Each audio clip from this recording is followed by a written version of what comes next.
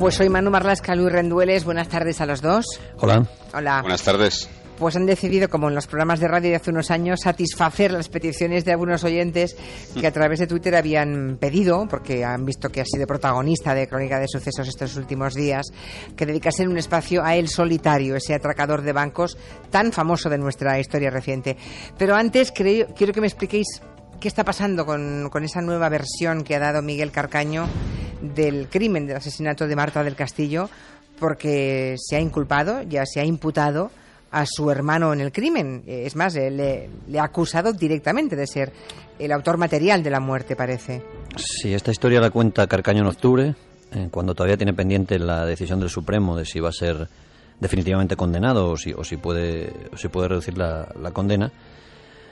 Carcaño hace unos dibujos a la policía en prisión, donde les explica dónde estaría el cuerpo de Marta, pero no acaba de concretar. Es una extensión de terreno, son varias fincas, son 6 fincas en La Rinconada, unos 13 kilómetros de la casa de León XIII, donde mataron a Marta, y no acaba de explicar bien en qué finca está. Desde octubre hasta ahora la policía ha intentado que concretara más, le ha vuelto a llevar en abril otra vez a los mismos terrenos, y no hay manera de que concrete más. Entonces, la versión de ahora, que es explicar que su hermano Marta se metió en el medio de una discusión por dinero entre su hermano y él, y que su hermano le pegó un culatazo con la pistola que usaba como vigilante, como guardia jurado, que era entonces Francisco Javier. Sí. Pues es un poco increíble, ¿no? Para nosotros y las personas que hemos consultado es bastante increíble, por muchísimas cosas, porque Francisco Javier no tiene móvil para hacer eso, porque después del crimen hay unos pinchazos de teléfono donde Francisco Javier está orientando a Miguel sobre lo que tiene que hacer y con quién tiene que hablar para pasar desapercibido. Francisco Javier ha sido un poco el tutor de Miguel y quizás haya sido más la persona que haya orientado a casi todos de cómo salir bien parados de esto. En las primeras declaraciones, acuérdate, Luis, todos ellos, Samuel, el Cuco y el propio Miguel, le situaban organizando, digamos, el ocultamiento, la desaparición del cadáver. Entonces, por ahí sí que puede tener una explicación de la historia, porque Carcaño se ve solo, todos los demás han salido muy bien parados, Samuel Benítez está en la calle, el Cuco ya ha cumplido su condena, el hermano ha quedado definitivamente libre. Y por ahí puede tener una explicación bueno, su hermano, digamos, le habría prometido quedar bien, hacerle caso y salir libre del marrón, pero Carcaño se lo está comiendo. Yeah. Ojalá Marta estuviera allí, ¿eh? Ahora el juez tiene que decidir, tiene que escuchar a Carcaño. La policía después de 6 meses ha renunciado a hacer una búsqueda concreta porque no hay un sitio concreto. Ahora el juez tiene que escuchar a Carcaño y decidir si se pone a desenterrar o a excavar en esas fincas, que es un terreno inmenso. ¿Aún no lo han hecho eso? No, lo que se ha hecho es muy poca cosa. No se han llevado ni georradares ni se han llevado expertos de verdad a buscar. Entonces lo tendría que decidir el juez y ya se han gastado, recordemos, casi 700.000 euros en esta historia. Entonces otra búsqueda infructuosa sería tremenda, pero claro, tampoco se puede dejar de buscar. Es un... Ya. Bueno, pues nada, seguiremos, vamos a ver cómo acaba, cómo sigue esta historia, pero que sepáis que los oyentes tienen interés en que volvamos sobre ella. Lógico. Bueno, y ya os avanzo que va a haber también interés en otra cuestión que ahora mismo me aparece como noticia en un breve, en espera de que se desarrolle, diciendo que en España se ha encontrado ADN de caballo en el 4% de muestras realizadas, no sé dónde. Se supone que en carne que no se vende como carne de caballo, ¿no? Será en alguna croqueta, en algún sitio. Pero bueno, que es en este momento una nota de urgencia. Vayamos al tema. ¿Qué hacía aquí la semana pasada en un juzgado de Madrid El Solitario, que le vimos en todos los informativos? Que yo recuerde, estaba encarcelado, aquí ya hemos hablado bastante de él, estaba en Portugal, allí fue detenido antes de atracar un banco, pero ahora estaba en un juzgado de Madrid. Sí, fue detenido en Portugal y allí fue condenado a 7 años de cárcel por intentar un atraco, por tenencia ilícita de armas, pero las autoridades españolas le reclaman de cuando en cuando para que sea juzgado en España por todos los delitos que había cometido antes aquí, ¿no? Jiménez Arbe la semana pasada fue juzgado por un atraco que cometió en una sucursal del Banco Popular de La Moraleja, una zona residencial del norte de Madrid, en mayo de 2006. O sea que mientras cumple condena en Portugal, aquí le van cayendo otras condenas, digamos, en España. Sí, ya tiene unas cuantas, ¿eh? Tiene 47 años por el asesinato de los guardias civiles José Antonio Vidal y Juan Antonio Palmero, que ocurrió en Castejón en junio del 2004, y otros 13 años por el atraco a un banco de Toro, en Zamora, en el que además disparó a un empleado en la pierna porque le parecía que había muy poco dinero en la caja. Y le quedan todavía, atención, más de 30 juicios pendientes, tantos como atracos cometió en esos 13 años de actividad.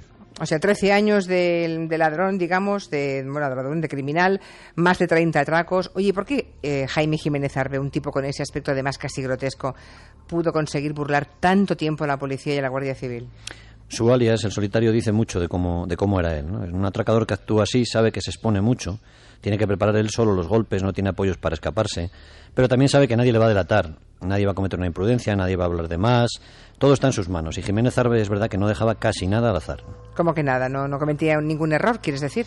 No, luego contaremos cuál fue su final, que no tuvo nada que ver con esa manera de preparar los golpes que tenía, porque lo cierto es que en sus atracos no había ni un solo error, ¿eh? Los planificaba perfectamente, estudiaba cada detalle del teatro de operaciones. ¿Cómo que teatro de operaciones? Esto suena a peli. Sí, en el argot en el argot negro, así se llama el escenario del delito, ¿no? En este ¿sí? caso, El teatro de operaciones, sí. vale. En este caso serían los bancos, ¿no? Todos los bancos que atracó el Solitario. El Solitario guardaba en su casa decenas de cuadernos de niños infantiles, de estos con portadas de Piolín, del Correcaminos, y dentro tenía los croquis de los bancos que atracaba, ¿no? Planos del interior de la sucursal, dirección de las calles adyacentes, salidas más próximas a carreteras nacionales y autovías. El Solitario estudiaba cada detalle. Impresionante. ¿Y desde los inicios se tomaba tantas molestias o aprendió con el tiempo? No. Jaime Jiménez Arbe aprendía y muchísimo de sus errores. En la Val d'Uxó, en Castellón, vivió probablemente su peor día hasta su detención, y de aquella experiencia aprendió un montón de cosas. Mira, el 10 de mayo del 2000, el Solitario se fue a una sucursal de la Caja de San Isidro, allí en esa localidad de Castellón, y estuvo solo 2 minutos y medio en la sucursal, pero a los empleados les dio tiempo a activar la alarma. Cuando salía del banco, varios policías locales le estaban esperando. Respondió a tiros a los gritos de alto policía que le daban un montón de policías locales, y se organizó una balacera, un tiroteo parecido al de la película Hit. Si alguno lo ha visto, lo recordará, una película de Michael Mann. El atracador y los agentes se cruzaron decenas de disparos, cerca de 100 disparos, y el Solitario fue alcanzado incluso 2 veces, pero el chaleco antibalas que llevaba le salvó la vida. Llegó a su coche, sacó una metralleta y mientras escapaba disparaba todo lo que se movía. Desde luego ya tienes razón, ¿eh? La escena parece sacada de una película. ¿Y nadie más resultó herido salvo él? Sí, no. 3 policías municipales resultaron heridos y un cuarto, el cabo Manuel Fernández, murió a consecuencia de los disparos de esa refriega que te decía Manu. Pero no de los disparos del Solitario, sino de los disparos de un compañero, de fuego amigo, se diría. El Solitario logró escapar ileso de aquel atraco, pero aprendió mucho. ¿Qué aprendió después de aquel día? Pues mira, ese día había dejado su coche lejos de la sucursal y aparcado de cara a la pared, así que perdió un tiempo precioso en dar marcha atrás para salir. Su coche fue alcanzado por varios disparos durante esa maniobra, y además no había previsto que a las 2 de la tarde, la hora a la que decidió pegar el palo, dar el atraco, era la hora en la que se hacía el relevo de la policía local. Así que al sonar la alarma acudieron los agentes que entraban de turno y los que salían de turno. Y a partir de ahí el Solitario cambió rutinas y se convirtió en lo que fue, un atracador casi imbatible. Oye, ¿qué más cambios introdujo entonces en la forma de actuar? Los descubrió la policía después, cuando lo detuvo en Portugal, ¿no? Por ejemplo, desde aquellos días del año 2000, instaló en el respaldo del asiento de su coche una plancha de acero que podía hacer de antibalas. Si tenía que salir huyendo en medio de una refriega, le protegía. Siempre dejaba desde entonces las llaves puestas en el coche, eso sí, tapadas con un esparadrapo, y por supuesto el coche estaba ya siempre enfilado hacia la salida más rápida del pueblo de la ciudad, ¿no? Y siguió con otras rutinas. Dormía dentro del coche para no registrarse en hoteles, para no dejar rastro. Se fabricaba sus propias matrículas en su taller, en su casa. Las cambiaba constantemente, pero siempre copiaba matrículas del mismo modelo de coche que llevaba en ese momento. Impresionante, pero claro, en los bancos era grabado por las cámaras de seguridad, ¿no? Sí, por supuesto. De hecho, hay docenas de imágenes de Jiménez Arbe caracterizado con su disfraz del Solitario, que fue evolucionando. Tenía barba postiza, peluca, gafas, chaleco antibalas, en los últimos tiempos una muleta que le servía para superar los detectores de metales, pero daba igual porque la imagen no servía para nada. No dejaba jamás huellas porque llevaba los dedos vendados con esparadrapo. Caray. Y nunca dejó tampoco restos de ADN, ¿no? Además era muy imprevisible en su manera de actuar, no seguía patrones de ningún tipo. ¿Qué pasa, que hay otros delincuentes que sí siguen patrones? La mayoría sí. En el caso del Solitario no había ningún patrón, atracaba cualquier día laborable de la semana, no se repetía mucho, en cualquier punto de España, casi a cualquier hora del día. Los agentes que investigaban los atracos trazaron toda clase de dibujos, de gráficos, uniendo los puntos en los que había cometido delitos, hicieron cuadrantes de los días en que actuaba. Pero nada, ¿no? Nada, o sea, en un psicotécnico no ligaba nada aquello. No, parecía que atracaba simplemente cuando se le acababa el dinero, y así era en realidad, ¿eh? El Solitario seguía siendo una sombra, pero una sombra que a partir de junio de 2004 se iba a convertir en una obsesión prioritaria para la Guardia Civil. Claro, ese día que pasó, si vieran los oyentes, pues que fue el día que asesinó a 2 guardias civiles en medio de una carretera en Castejón, fue en Navarra, ¿no? Sí, eso es. Jiménez Arbe se saltó un stop, la patrulla de tráfico que componían Palmero y Vidal salieron detrás de él y tras una breve persecución pusieron su coche patrulla a la altura del vehículo del atracador, y este, sin ni siquiera soltar el volante, con la otra mano los acribilló con una ráfaga de 21 disparos del calibre 45 hechos con un subfusil. Durante unas horas incluso se pensó que los agentes habían sido víctimas de un atentado de ETA. Lo que pasa es que los resultados de balística dejaron claro que las balas que mataron a los guardias civiles y algunas de las que se habían disparado 4 años atrás en la refriega de Val d'Uixó habían salido de la misma arma. Claro, y a partir de ahí, supongo, la Guardia Civil ya no buscaba solamente a un atracador, sino a un criminal que había matado nada menos que a 2 de los suyos. Eso es. La UCO, la Unidad Central Operativa de la Guardia Civil, abrió entonces la Operación Marieta, que es como se llama o se conoce el subfusil que usó Jiménez Arbe para matar a los 2 guardias civiles. Pusieron a sus mejores hombres a perseguir a lo que era entonces una sombra, ¿no? Varias de sus imágenes, grabadas por los bancos, se difundieron por todas las comandancias. Los agentes estudiaron a miles de propietarios de Suzukis Vitaras que había en España, porque en varios de los golpes se había empleado ese coche, ¿no? Pero en aquel momento al solitario se le había tragado la tierra. O sea, no tuvieron ni una sola pista, vamos. No, porque además es cierto que el solitario tardó casi 2 años en volver a actuar después del asesinato. Reapareció en Sarria, en Lugo, y pegó un tiro al empleado del banco cuando comprobó que se llevaba un botín de apenas 200 euros. Y muy poco después hizo algo que hasta entonces no había hecho y que al final fue su perdición. Atracó en Madrid, en una sucursal de La Moraleja, y 48 horas después también en Madrid, en Tres Cantos. Y también por primera vez no se dio cuenta, no vio en sus planes anteriores que en las inmediaciones del banco había una cámara que grabó la matrícula y el modelo del coche en el que huyó, una Renault Kangoo en este caso. Vaya, y así es como dieron con él, supongo, a través del coche. No fue tan fácil. ¿Ah, no? No, las matrículas que usaba estaban dobladas, es decir, correspondían a un modelo de coche igual que el suyo, pero no al suyo real, ¿no? Y aún así Jiménez Arbe había tomado sus precauciones. El coche que empleaba estaba a nombre de su madre, una mujer de más de 70 años. La Guardia Civil decidió seguir ese hilo, tirar de él, y se puso a comprobar uno por uno los 1.800 dueños de Renault Kangoo de las mismas características que las que aparecían en esa grabación. Bueno, eso es un trabajo de chinos, espero que sirviese para algo. Pues no sabemos si finalmente habrían dado con él, porque mientras la Guardia Civil trabajaba, la Brigada de Policía Judicial de Madrid también se puso detrás de él. El solitario había atracado 2 sucursales que estaban dentro de la demarcación de la Policía de Madrid. La de La Moraleja y, posteriormente, atención, la de un banco situado a 200 metros de las instalaciones centrales de la Policía, en la carretera de Canillas.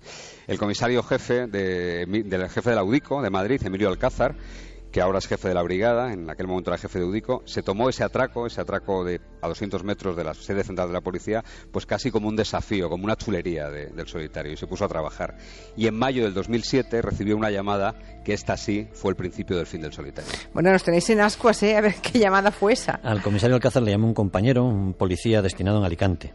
Le contó que un guardia civil de tráfico, amigo suyo, le había comentado que un confidente, un antiguo atracador, sabía el nombre real del hombre al que buscaban desde hacía años, al que salía por la tele y en la prensa, y le dio los nombres y los apellidos. Dijo que se llamaba Jaime Jiménez Arbe. Pero bueno, ¿así de sencillo? Pero hay algo, vamos a ver, que a mí no me cuadra en esta historia. ¿El guardia civil de Alicante no se lo había contado a los suyos en el cuerpo? ¿No había compartido esa información? Bueno, esto es terreno pantanoso. Madre mía, bueno. A ver, según le contó a Emilio Alcázar, al comisario, su antiguo compañero, el agente de tráfico se lo dijo a sus superiores, pero no debieron hacer mucho caso.